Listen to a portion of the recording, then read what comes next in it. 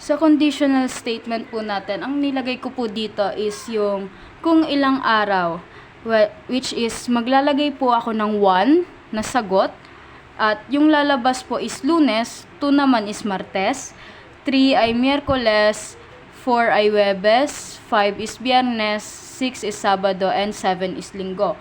So, kapag lumagpas po ng 7, ang ilalagay kong sagot, mag-error po siya, which is yung lalabas is yung maling input, at pumili ng numero mula 1 hanggang 7 lamang. So, let's try po.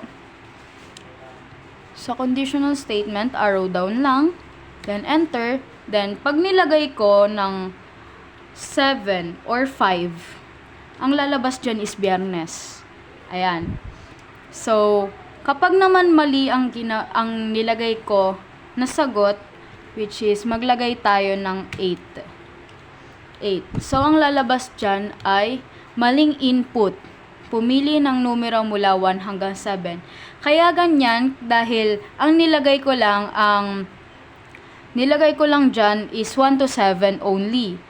Hindi siya lalagpas ng 8 pataas kasi kapag lumagpas siya, mag-error siya at lalabas yung ganyang input. So